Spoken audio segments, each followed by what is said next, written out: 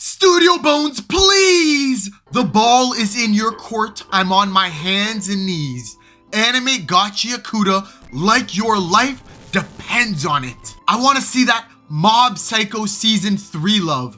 I need that Full Metal panel for panel adaptation, that Blood Blockade Battlefront camera angles. Nobody has heard of Blood Blockade Battlefront until you animated it. That proves you're worthy. You know what I don't want to see? That Soul Eater giving up on the series type love, or the My Hero I'll put in effort when I care type love.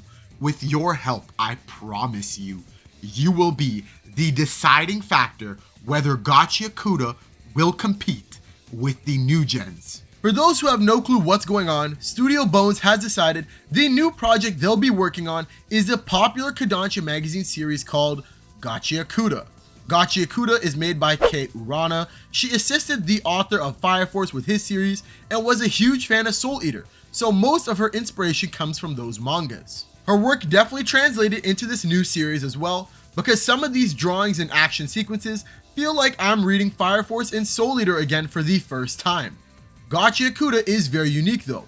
One huge takeaway that I'd really admire from Kei Urana is the art and story are just so immersive that I find it difficult to stop reading, and the fact that she does this on a weekly basis is impressive as hell. Knowing that, the author is extremely talented with her work, if it was to get an anime, which it is, it would have to be from a studio who's confident enough to take to the stage. Surely enough, Studio Bones decided to rise to the challenge, which on paper sounds like an amazing thing, considering that they have such a stacked resume with series like Full Metal, My Hero, Soul Eater, Mob, Bungo, Noragami, Skate the Infinity, Orin Host, The Tiger and the Fish, Blood Blockade, and many more.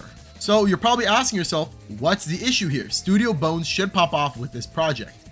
Here's my worry. Studio Bones is kind of notorious for only putting in effort into series that'll make them the most money. At the top of that food chain right now is My Hero with its finale, which was probably in the works during the same time Gachiakuta was getting animated. The staff list isn't crazy, but they still have some notable members like Hiroshi Seiko and Satoshi Ishino. Hiroshi does the series composition and Satoshi does the character designs. They've worked on so many different projects, including some of your favorite new gen and old gen animes. The director Fumihiko Sugunuma, I'm not too familiar with his work, but his most recent work was the Slam Dunk movie, which had great ratings and reviews. Out of most of the staff list, I only found one person I could confidently say works with Studio Bones and isn't a freelance worker joining the project. But maybe I'm just being a little too harsh. Let's go through the trailer and check out some key scenes to see how well the studio has done so far. Alright, so the trailer is about 1 minute and 52 seconds long, and the first 30 seconds already give us a lot of information about what we can expect from the adaptation. I mean, the first 3 seconds is CGI with the trash beasts, but I'll cover that later on. I want to talk about the character designs first. In my opinion, they're fire. They translated well from the manga, and the coloring along with some of these characters are very fitting. I'm gonna hold my tongue and not say character names just so I don't spoil it for anyone who hasn't read the manga, but this guy right here, if you know, you know. Easily one of my favorite characters in the manga, and they did a great job with him. Even this cut isn't from the manga, so they had the creative liberty to do how they pleased, and it turned out very nice. We also see the MC and 2 other characters who also look very good, along with a bit of a teaser of the power system. The special effects for all of them seem on point and not overly flashy. There will be a good amount of animation in terms of special effects around the power system throughout the show, but for the most of the cuts I've seen so far in this trailer, they look pretty good. They also show a bit of the world building in the show, which isn't anything crazy but still very important to the plot, and you'll understand why after watching the first episode. But let's continue past the first 30 seconds. We also get to see HQ, where we run into another absolutely stunning character. Oh my goodness. I can name a billion things I love about this woman. But real shit, what the hell is she reading? I don't remember this from the manga. Yes.